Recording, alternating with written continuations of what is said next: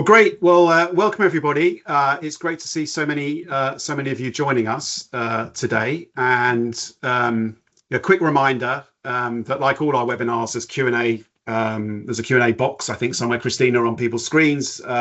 Feel free just to drop questions in. We'll answer the simple ones as we go, and we'll keep the bigger ones for Q&A section at the end. And please do ask questions, and we'll endeavour to answer every single one of them. So really excited to have you with us. We've got a lot to share today. But before I do, I wanted to give you some context around what we're going to talk about. So I joined the business 2 years ago now, and I recall when I joined, some of you were frustrated. You didn't have a sense of where we as a business were going. You were concerned that we weren't delivering fast enough. And of course, Cordic Dispatch wasn't natively on the web. And you wanted many things, and you wanted them faster. And you wondered, would Cordic ever work in a browser? And we've been on a journey. We're now proactively engaging with you much more regularly than perhaps we did in recent years. We've got these monthly webinars. We've got customer newsletters, our customer advisory board, and we've delivered some of the big things that you've asked for. But we were still unable to answer the bigger questions. When will the system look modern? Will it ever be on the web? And of course, more recently, some of you have been asking us, well, what's happening with AI?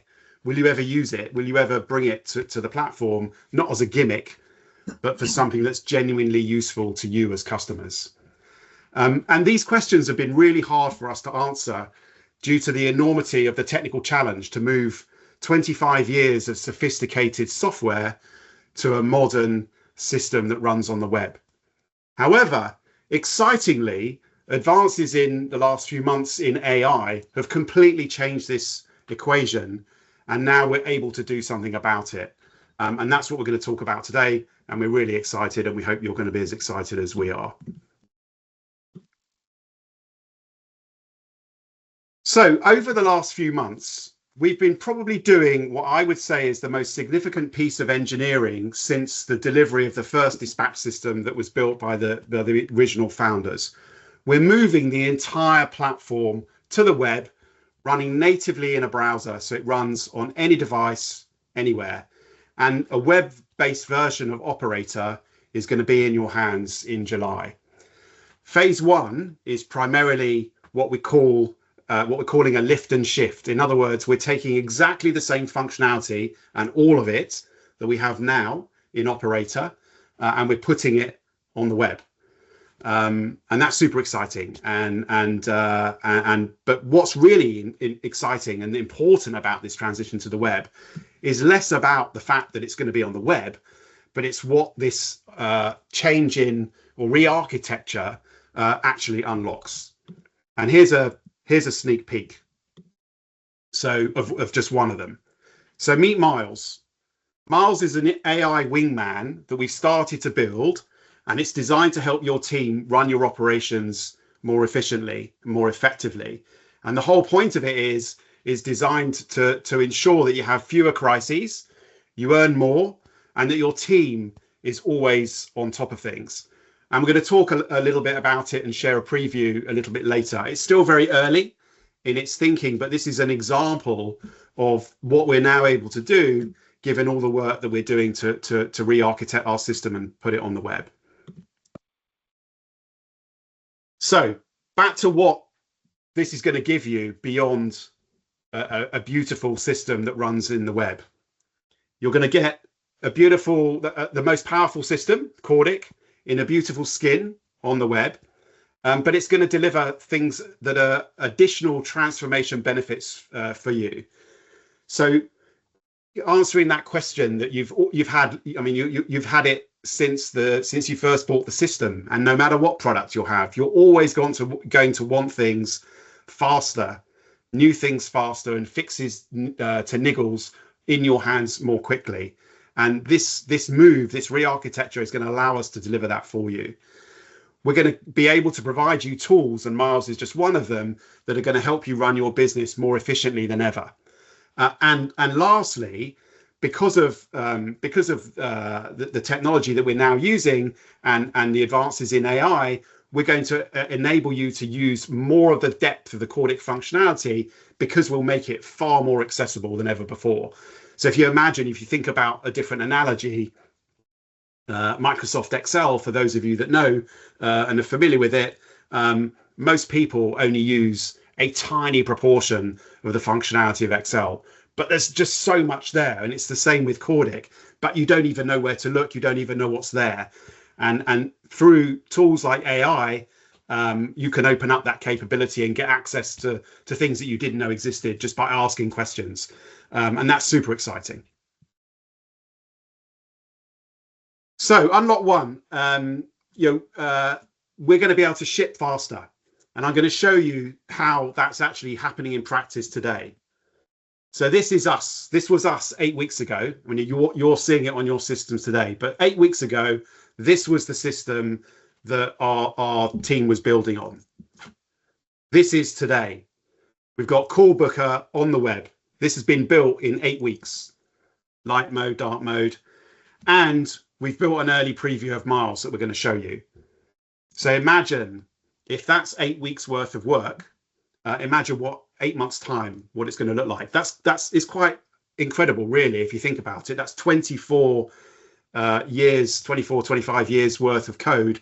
And we've already put a significant chunk of it onto the web, which has not been an easy task. But as I say, the advances of AI make that happen.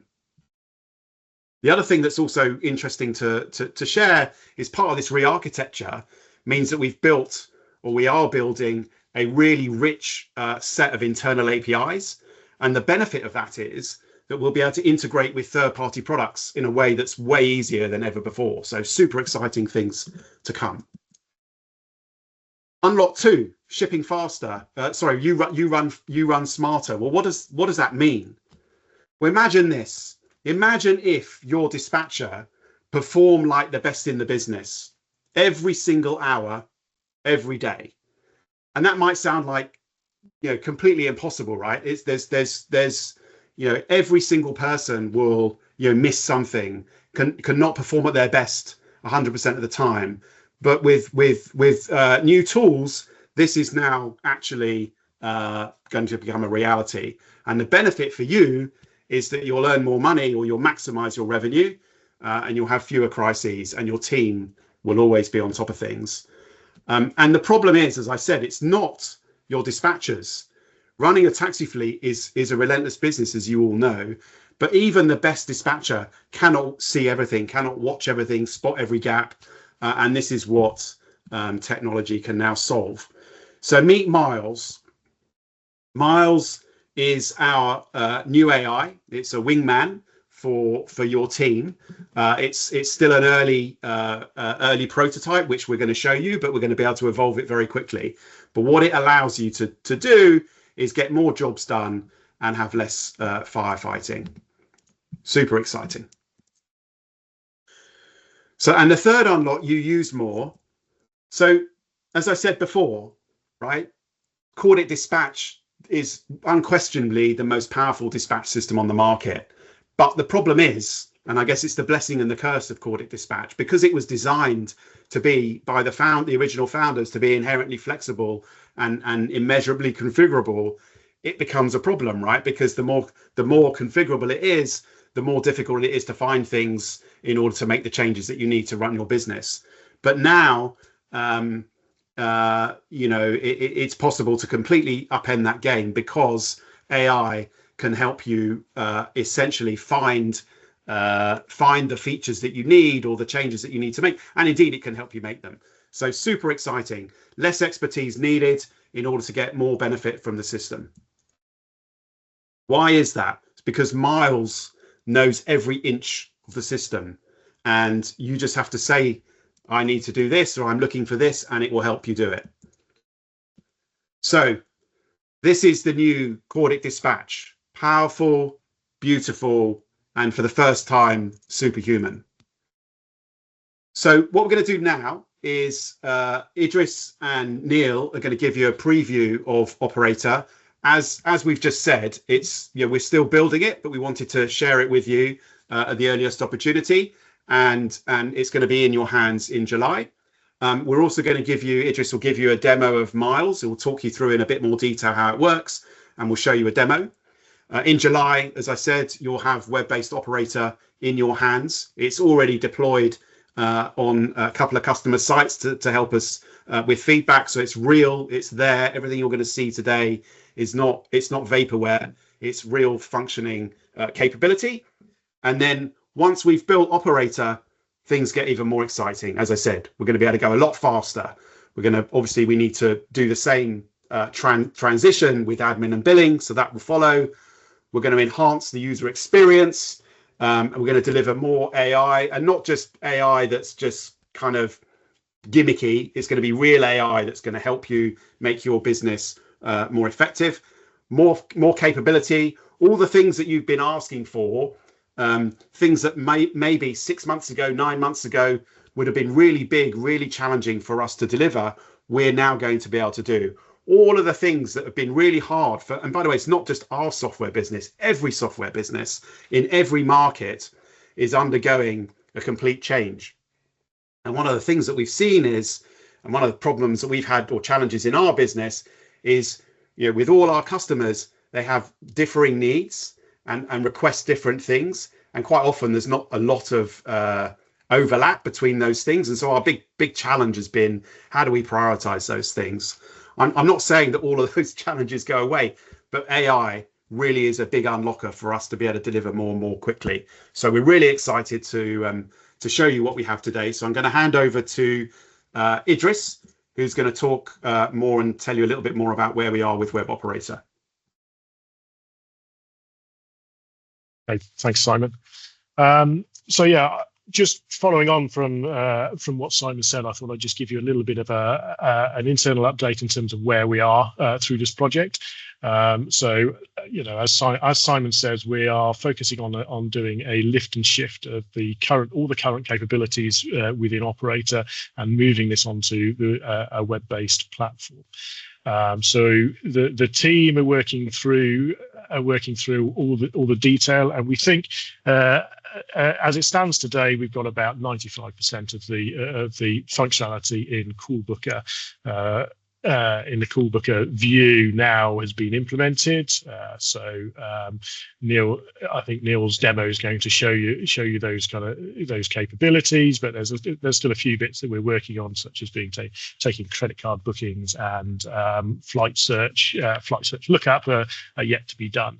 But we're also moving on beyond just the Cordic view to all the other tabs and all the other capabilities in the system, such as the jobs views, the queues views, and the drivers views. So this will be a complete replacement by it. So just in terms of timescales, we've got the capabilities now to be able to take and manage calls on the web using this new platform, and the on-job driver tracking is the next bit that we're building on now, and that builds out a few associated views that are in development now. And then once we've done that over June, we'll be adding the remaining parts of it, such as customer management or the end users tab, loading views and dashboards and whatnot. So yeah, as we said, by the end of June, we are expecting to have completed this lift and shift and putting it into your hands from July onwards. Okay. Slide, Simon. So I think now we're going to do a demo. We're going to play a demo. Yep. Let me tee up my screen.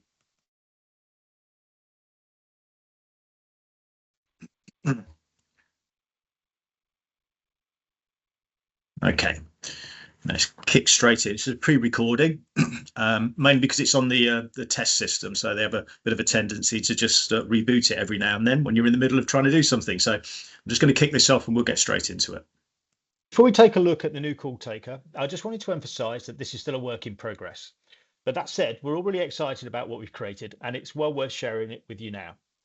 Another quick point I wanted to make is that for this initial version, we're trying to strike a balance between giving you a great looking product, but keeping it familiar. So any of your staff can log in and immediately feel at home.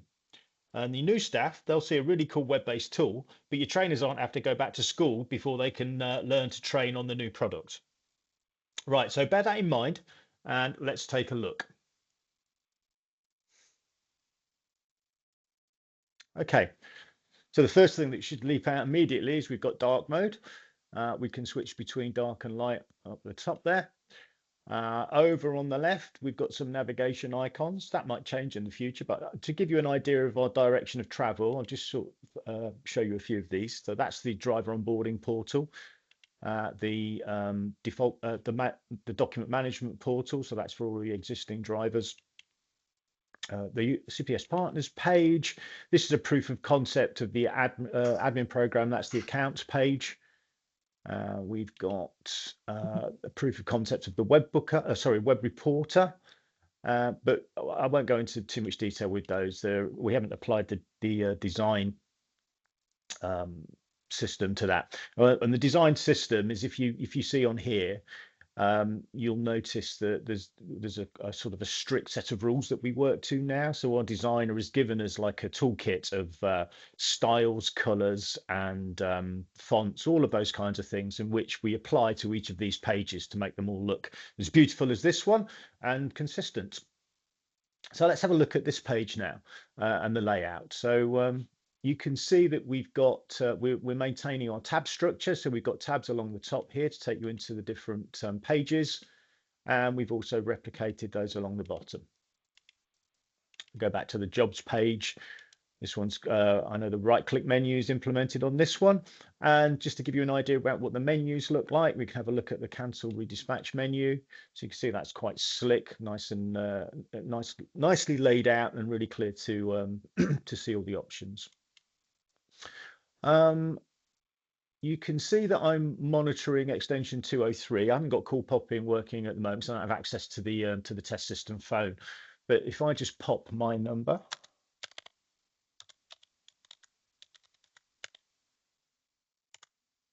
you can see we've got customer details popping. So we've got my recent trips here. I've got some active test jobs going on through that one, and the job history there. We haven't implemented the graphics with the customer ratings yet, but that will come. And if we have a look at, let me just get one of these jobs up, and we can have a look at the charges screen. So you can see that follows the familiar layout. We've got the charges down this side. And then we've got the quantity, the units, and then the count pays, passenger pays, and driver pays, all nicely laid out. I'll just give you an idea of the appearance of some of the other features and just a bit of reassurance. We've kept some of the classic Cordic favorites. So if I do the old +20, you see that sticks the time in for 20 minutes. And my other favorite is the address. If you type in the first two letters, we'll jump to the next day that matches that. And then we can have a look at some tick box settings. You can see we've got the drop downs for the alerts, and this is a nice little addition. There's a little search menu there that goes through all of your long lists of attributes. And then we can just have a quick look at some of these menus down the bottom here. So when we flip to the regular jobs, we've got this menu implemented. And I quite like the way that as you hover down there, it highlights the option that you're about to click on. So I think that's all I've got to show you right now, and I hope you've enjoyed that as much as we have, and I've enjoyed showing it to you, and I look forward to hearing your comments. Thanks very much. Okay, so that's me. If I hand back to Idris now.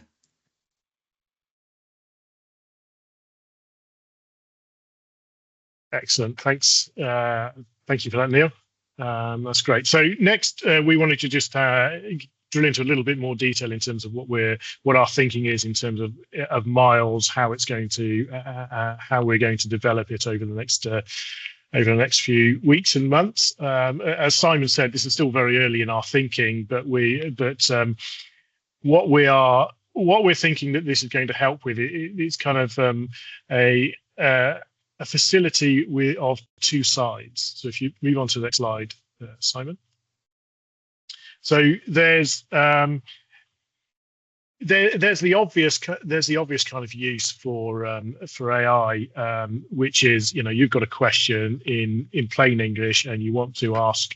You want to ask it, how do I do this within the system? And of course, the chat assistant that we built will help answer those kind of queries for you. We've got a fair selection of capabilities that we've already built in to answer certain questions.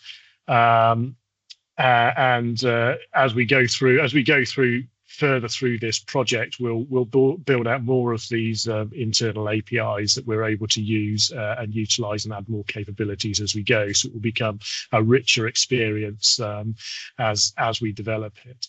And the other interesting thing that we can do with AI, of course, is to have it monitoring the system. So the use case that we've initially developed for this is when you've got a busy Friday night. How do you know if you've how do we know, and how do the operators know whether we've got enough vehicles on the system to be able to cover the expected load? So we've had in the system for a long time, like loading calculations that are able to monitor and show you visually if you know where to look and you know how to understand and interpret the information. But the AI is able to help us wrap that up and make it much more obvious and natural for way to present to your controllers what action should be taken. So when we hit one of these thresholds, we will the AI will kind of evaluate the situation and make a few recommendations to you and come up with a preferred recommendation for these particular characteristics that the system's experiencing, and give you the option to apply that or ask in a little bit more detail to follow up and have a chat with it to see what other options are available. Okay, next slide.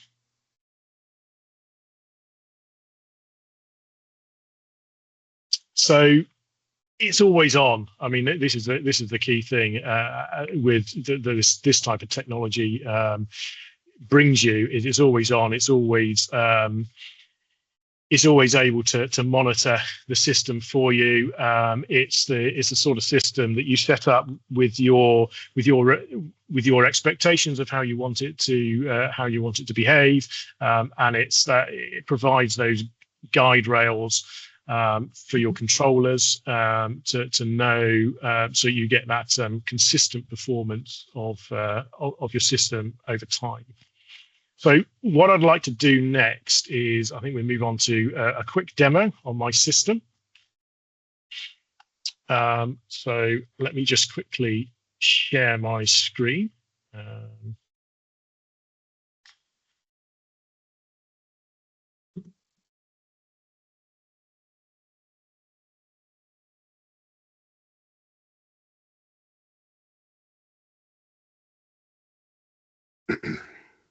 Just get a thumbs up from someone when you can see my screen. All right. So this is the system that we saw from Neil demonstrating earlier, and we've got the Miles assistant here in the corner. So one of the first things you might want to do is understand, well, how can Miles actually help you? So you might type in something like that, and it will go and understand what the current capabilities are, what the capabilities of the user that's using it, that's currently logged into the system, and provides you a list of things that you can do. So let's see some of these things in action. So if I click on a job, the job loads into my screen, and then I might want to say, well, how many jobs has this passenger or this cooler taken with me? So I can ask it that, and it'll understand what I'm asking it, and it'll figure out how it needs to go and query that. And it's gone and done a search against the system, and it's determined that I got 11 bookings in total. So one of the nice things that's happening here is that I didn't tell it which passenger or which cooler it was. It's taking the context out of the screen, so it knows that I've got this job loaded onto the CoolBooker view, and it's using information that's presented on that as part of its context to add to the question that you're asking. And it carries on with that as you follow up. So if I now want to see what all the jobs are, I can say, well, can you show me these on the screen, please? And again, it will go and it will understand what it is that I'm asking and how best to fulfill that. And it will change the screen. And it will show the jobs that passenger has booked on the system for you. Okay, so what are the other use cases that we've got so far? So you may want to understand what tomorrow afternoon looks like. How many jobs have we got booked tomorrow afternoon? So again, it can go off and it can perform these searches for you, and it says, okay, well, we've got 2 jobs that are booked on, and I might say, okay, well, show me these on screen, please. So again, it will go and it will perform the same action, and it will navigate me to load those jobs on screen. Okay, and then what you might know that, for example, you've got an event on, and you're expecting to be busy. So you might want to say, well, okay, let's text all of the passengers. And tell them that we might be busy, that we're expecting to be busy, and we might be late to the pickup. So this is going to go and understand all the context. It knows we're talking about the passengers or the coolers that are on screen. Okay, and it's going to come back with this action. Now this is categorized as it's called a destructive action, because whereas the previous requests that I were doing were just reading something out of the system, this is actually going to make some changes to the system. So it's coming back before it actually does this action and says, is this really what you meant? Is this really what you meant? And have I got this right? So this is saying, okay, I think you're asking me to send this text message, and it's given me a nicely worded text message, and it's saying, I think you want to send it to the passengers on these jobs. So are you sure? And I'm going to say yes, and that's going to fire off text messages to all of those passengers for me. Okay, so that's a flavour of some of the kind of capabilities that we're building into it on the one half, which is when you've got a question that you want to ask, or there's something that you as a controller you want to be able to get the system to do in an easier way. The other side of it is the system monitoring performance. So what I'll do is I'll just quickly edit one of these jobs and make it an ASAP booking for me. And what's going to happen in a few seconds. So there's a process or a service that's sat there watching for the database, and it's saying, look, you've got an unallocated job, the job that we just changed, and it's fired this alert through to your controller saying you've got one unallocated job and you haven't got any drivers signed on. Okay, and it's providing me with some recommended actions, as we can see. So we think that the preferred option is to message all off shift drivers, or we can suggest the toast arrive for a short period of time on the screen, but they do persist within Miles itself, and you get the same options here. So we're recommending a few actions that we can take. So the user can then click on one of them, and again, it takes you into a chat session, or it will fire off the action that you want to do. So it's gone and it's done some further analysis on the situation. You'll see it's firing again. It does fire on a every minute cycle at the moment. So it's gone and it's done a little bit of analysis, and it's determined that you haven't got any drivers signed on. So you've asked me to pre-allocate to a signed on driver. You haven't got any signed on drivers, so that's really not an option. And then it's recommending that I follow up with another option. One of the other options, really in this situation, you need to get a driver. You need to get some drivers on the system. So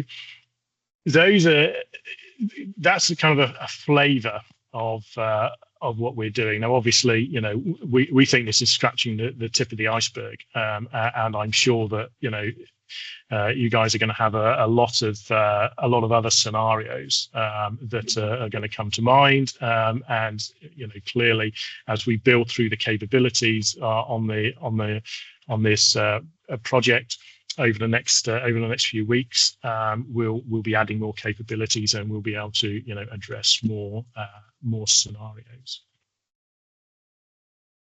So I think that's the end of my demonstration. Great, thanks, Idris. So just to conclude, and then we'll open up to Q&A. I know there's been some questions that have been asked that we should probably answer in speech rather than in text.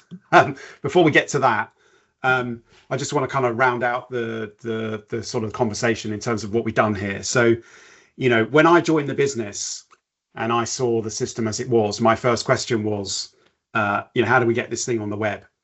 And after speaking to the team and seeking some outside advice, it was a big effort. It was probably a 2 to 3 year project to get the system onto the web. And AI has just completely changed that game. And now this is a project that we can take on, and we have taken on, and you can see, albeit it's not finished, we are well on the way, and we've tackled all the call booking capability is amongst the most complex in the system, and we've already done it. And then you can see with Wingman, Miles, one of the unlocks that this gives us, right? Because we're and I guess one of the questions was around how this has been built. I'll leave that one to Idris. But one of the outputs of what we're doing is we're increasing our internal API footprint, which opens up the possibilities to do the things that we're now doing with Miles. So I think it's super exciting, both for us and for you, because it's going to mean we're going to be able to deliver much more value to you much more rapidly, and do some really exciting things that we're just no one's done in the industry around using tools like AI to help you run your business more effectively than's ever been possible before. And I think that's really exciting. And we're not going to do this on our own. We've already been talking to some of you. Wakas, for example, I've had a fantastic conversation with him around how we might use AI to do stuff. And in fact, some of this has come directly from him. And so we will be talking to many of you. And if you have suggestions of things that you want Miles to actually help you with, then please tell us, and we'll be able to hopefully build those in for you. So hopefully you're as excited as we are. this is just the start of things to come, and it really is going to unlock some exciting stuff in the weeks and months ahead. So with that, shall we move to questions, Christina? I know there were a few that were asked in the chat that we've not answered directly yet. Yeah, so we've got a couple of questions that have been partially answered with some follow-on. So I'm going to start with Kieran. His first question was how much of the code on the new system will be AI written versus human written? If it is a majority AI written, has it been specifically trained on Cordic's code base? And if not, what steps are being taken to ensure that the code that is transferred over isn't complete waffle? As from personal experience using Claude, it can spit out some rubbish that needs to be refined. John has answered, great question, and we'll pull it out. But just as a follow-on, he's also added, as an extension to this, what steps will be taken to prevent foul play from Wingman Miles, such as me asking it to delete itself in a roundabout way? For example, asking in Morse code to do sudo rm rf code stuff. No preserve root on your console. Probably not the best person to ask that question, but over to you guys that understand it. Idris, do you want to pick this one up? Yeah. So I mean, I can do. So yeah, I mean, this is we are using the agentic coding approaches that we're using are, it's heavily trained on our code base. So it is. We're very likewise, we've been very concerned, if you like, about the kind of the waffle or the code slop that can be generated by some of these coding agents. And that certainly has been a concern. Certainly, it was a concern when we were looking at these capabilities during 2025. It was, they were much better, but the advances that we've seen in them over the last like 3 to 6 months has just been incredible, and it has really helped us to unlock some of this. So yes, I mean, to answer your question, yes, it is all written on. Against Cordic's code base. It understands Cordic's the code base. It understands, we're understanding the intent. And the other thing that goes with this is we're making sure this is all paired with our seasoned and most experienced developers who understand not just what the code does, but also what the system capabilities are. So with their stewardship, we're able to ensure that the code and the functionality is like for like, and I think hopefully you've got a flavour of that from the both from Neil's demo and from my demo. That we are fairly confident that we're getting a good like for like coverage of the capabilities as we go through this. So and yes, and in terms of the in terms of your second question about the AI and can it do anything malicious? Of course, I mean that's a concern for anybody who's creating these agentic agents like this. So what I would say is that the way that we've architected this, we are being very deliberate about the capabilities that we're exposing to it and allowing it to do. So it doesn't have and it won't have capabilities just to run raw SQL against our database so that we can delete all the data out of the database. And you hear some of these horror stories of people doing those sorts of things and saying, oh no, all my data's gone. So we won't be allowing those sorts of things. So the way that we are exposing the capabilities is a much more controlled way to it. And it's also permission gated as well. So if I log on as a super user and I have the ability to edit and update jobs and to text passengers, I can do all that through Miles. If I don't have those permissions to interact with jobs in that way, then those capabilities just won't be available via Miles. So there's not a backdoor way that your users will be able to bypass certain permissions or ask it questions that we shouldn't be asking questions that we shouldn't be that they shouldn't be able to. Thanks, Idris. We have another question from Steve. Would Miles be able to enable bespoke reporting requests, not on web reporting, but from your data, and allow the report to be exported? So yeah, I mean, that is one of the things that we're looking at how we can do, and there may be some capabilities within Miles that would certainly allow us to run existing reports. The capabilities to extend those reports to add more capabilities to it is something we'll look at developing, but it's not on the immediate path for what we're doing. We want to initially focus on exposing existing capabilities through Miles. But just to build on that, because I think it's really important, it's a really good question actually. Like, where are we going with this? Right? There's obviously the things that Idris has showed you today, right? The ability to ask questions and the ability for the system, Miles, to basically monitor and proactively inform you of issues or potential problems ahead of when they might arise. But this can go a lot further, right? So we're going to build out those capabilities with your help, right? The other way this can go, and I can't promise we're going to get there, but one of the ideas that we already have is, could we allow, like, you're going to come to us as you do today and say, I'd like feature X, I'd like feature Y. And hopefully now, or not hopefully, now we've got this, now we're in this world where we've got a new architecture and we're using AI in a really controlled way. And it's a great question, Kieran, about how we're doing it, but we've properly nailed that now. We're going to be able to go faster and deliver more for you. But let's say there's some kind of feature or some kind of thing that you need that no one else needs, or it's whatever, we decide that it's not something we want to build into the product. There is a path that we think is possible in the not too distant future, where we can allow you to actually build bespoke features yourself that we have chosen not to build.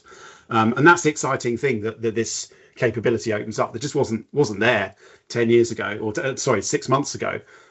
This stuff is moving really fast, the advances here. So I think there's all sorts of possibilities here. I think what we're trying to show you, and just to bring you back down to earth for a second, step one for us is get our existing system and the entirety of its capability onto the web with our new architecture, because then that unlocks all the things I've just shared. We can deliver a lot more quickly, and then we can go on and we can build some great new stuff, which includes things like, and again, some of the fleets that we've spoken to have already shared. Wouldn't it be great if the UI could be more flexible than it is today? Absolutely. But step one is, let's just get the existing system on the web. So when you log in, when you have access to it, it works like your existing system and no training's required. But we'll be able to do things like that. We'll be able to also do things like when we, let's say a new AutoCab customer wants to come and join Cordic, we're going to be able to have a call booker, which looks like the AutoCab call booker. Maybe not exactly the same, but 99% the same. So we're not infringing any trademarks or anything. And that means there's less training for those staff. And you'll be able to design your own. So these are all the possibilities that are going to come relatively quickly with these technologies. But we've got to move what we have already into this world before we do that. Otherwise, we're not going to deliver a complete system for you. So I think it's a really exciting times for the product and for you. Thanks, Simon. So Ellie asked a question. Well, first she said it looks fab. I agree. Thanks, Ellie. Will you be able to lock down where the system can be accessed from on the web? Like if I don't want people to be able to log in from outside of the office? That's a good question. And of course, one of the capabilities that we've been explicitly targeting is opening up the ease at which users can log on to this system from anywhere, working from home, and that sort of thing. So at the moment, no, we haven't considered locking access down to this from a particular IP address or something like that would kind of tie it to a range of locations. It's certainly something we can look at. It's not insurmountable, but it's not on the current plan. But I think again, just to build on what Idris said, it's not what we're doing in step one, but it's not a difficult request that we can build in once we've done this. So this stuff is all, you know, in the past, things that we might have said, like Google Maps is a really good example. It took us longer than we hoped to deliver Google Maps to you, right? If we were doing it again today using the tools we're now using, it would take, you know, a lot less time. So things like this are relatively simple for us to be able to implement, and for sure, if that's a need of our customers, we'll for sure be doing it. Thank you, Simon and Idris. So Peter had a question about the job screen and how that's going to look if it's still going to be colored. Yes. Easy peasy. I mean, obviously, we are designing a lovely new design system that we all think is great. But yes, the intention is that we will be adopting all of those kind of coloring and those kind of cues and hints that you've got in the existing system. Whether it's going to land exactly as it does look in Operator is still a little bit of an open question. We've not got to that part of the plan yet. But yes, the intent is that those kind of visual cues that you're used to in the control center will be pulled forward into this new web-based look. Awesome. So Hearts Cars had an initial question. Well, first to say the web design is great, so thank you again for that. Hope we could see the same pricing breakdown as in a legacy CPAC, which John answered yes.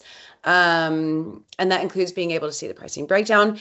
And there was a follow-up question. What about the address search method? It's like for like with Operator, so it will work in exactly the same way that we do with that you do today. Perfect. And Leah had a slightly non-related, but will this enable return booking on WebBooker like others have? Biggest question we get, do I have to make 2 separate bookings? Again, that is kind of outside of the scope of what we're building here.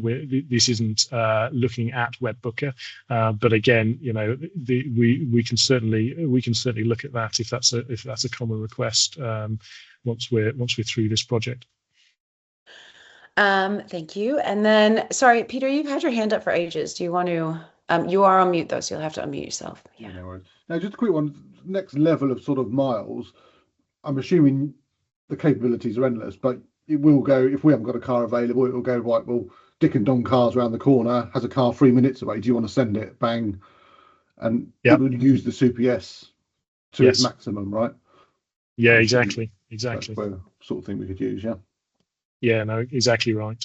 And the key as well when we're building this is, as Idris tried to show, like when the system's monitoring and it alerts you to a problem, it will recommend what it thinks the right recommended action is, and maybe a couple of alternatives. And if whatever one you choose, a bit like if any of you have experienced using any AI tools, it will ask you, do you want to do this just this time or every time? So the idea is that, you know, you don't want to be prompted if you're going to take the same action every time. It will just do it for you once it knows that's what you want to do. So that's the power of this stuff. Thanks, Simon. Volvi had a question about what about dual screen? Will that work? Yes. So we are. I mean, there's a number of ways that we're looking at implementing that. So obviously, you know, the simple way is that you'll just open up 2 browser tabs or 2 browser windows, and you can run them side by side. But some of the other things that we might look into is, for example, popping the map out on Coolbooker so that it can float on. You can give the booking screen more space. And it can float on another window alongside, but still retain connectivity with what you're doing on the main screen. So there's a couple of ways that we're looking at addressing those sorts of widescreen and multi-screen setups. Yeah, not in, you know, again, not for July, but those are things that will come after. And again, you know, we think there's opportunities here to allow you greater control of what you see on the screen, right? So it may be that over time we'll be able to give you more capability to essentially design the screens the way you want, and that's you know, that's pretty exciting, right? But that's after phase one. It just in response to you asked, I know we're still server based, and this might be something for us to consider to move over to cloud. But just back to the dual screen where you said you can open two browsers side by side. What we have is when the controllers are using the second operator, they can drag and drop from one screen to the other screen. If you have two web browsers open, will you be able to drag from one web browser to the other web browser? And I assume that the drag and drop will work on the web base as well. Yes. So, I mean, that's a good question. To be honest, I don't have the cross-browser answer today. Drag and drop is something we are planning to add. It's already part of the capability, so we are expecting that. That will work when you're in a single browser tab. We know that. I just don't think we've run the experiment to understand what happens cross-tab yet and whether we can get that working. But it's certainly something that's on our roadmap to understand and fix. We have another question from Hearts Cars. Will this allow me to select multiple jobs and allocate to a single driver? Via miles, I think so. Again, that's not one of the scenarios that we've got, so it's a good one. Yes, I don't think there's any reason why that wouldn't be possible to do. Great, thank you. So that answers everything in the chat. I don't know if anybody else wanted to pop a hand up for anything else they might have thought but haven't typed down. Or just to, tell us how awesome it is. Thanks, everyone. Yes, I see a question. Go for it. You might have to unmute yourself. Mohammed, I think you're on mute.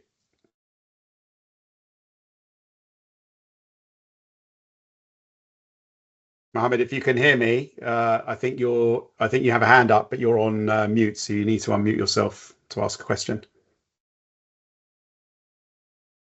Or if you want to type it back in the chat, I can read it. Oh, will address search be the same? Yes, it is like for like with how address search works in Operator today. So the shortcuts, the HIST shortcut address lookups work the same way. And then we have another question that's just popped up. Will there be more focus on AI being used for marketing? Example, getting clients who have not used to re-engage by sending out automatic coupons, emails to cooperate clients to check in, etc. Yeah, I mean, those are all exactly the kind of excellent use cases for this sort of stuff. So the ability for it to be able to mine data and understand what who we should target for those sorts of things is just very, very powerful, really. So yes, those are exactly the kind of use cases that we want to try and hit as well. Awesome. Well, that's all the questions again. So don't know if anybody else had any thoughts or other questions, follow-ups. Just a quick one. I'm assuming it's all the same price, Christina. It's not a bolt-on, is it? Simon? It's a really good question. On the AI stuff, there will have to be a charge because obviously we're using tokens, so we have to pay for that. We haven't figured out what the pricing is for that yet. But for the current moving to the web, it's all included in your same price. And I also want to just give everyone comfort because again back to Kieran's question, like it kind of does.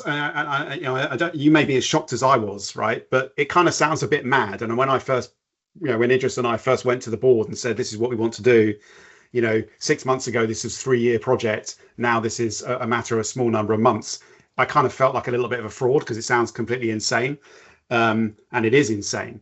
But just to give you some comfort here, you're not when this system lands on your lap. The obvious question is it actually going to work? I think the good thing is, or the thing to give you comfort, we're not throwing away that 24 years worth of code. What we're doing is we're leveraging that code and we're basically building around that existing code to enable us to put it on the web. So when you get this system, it's not going to be, I can't guarantee it's not going to have any bugs at all. But we're taking the robustness of our existing platform and taking it to the web. So super exciting. And the other thing I'll say, just to say, Peter, the other thing that's really important to understand is when you get this, you'll get, and we've already got a couple of fleets that we've just given it to get some feedback from. You literally just go to a browser window, to a particular URL, and you log in with your existing users. No other change. And so we're going to give you some time we're not going to just say, here it is, and we're switching off RDP. We'll give you some time to get comfortable with it. But I think the good news is, if you've seen from what you've seen, it looks more beautiful and nicer, but it's laid out in exactly, well, it's not laid out entirely the same, but most of it, the core of it, is laid out exactly the same way. So the amount of training that's needed for your team should be negligible to none, because it essentially works in exactly the same way. So what we're hoping is you'll get it, and then you'll go, wow, this is great, and then you'll want to get everyone on it, and then you won't need RDP anymore, right? And so so I'm assuming I could still run, like, put a job on the old system as such, and yes, then that will appear on the cloud system simultaneously, right? So yes, that transition. Exactly. Yes. Exactly. But at some point, we can't run the two in parallel for forever. So at some point, we hope, in a relatively short order, you'll just say, well, I'm so comfortable with this because it works exactly the same as the current system. I don't need RDP anymore. We'll turn it off. Lovely.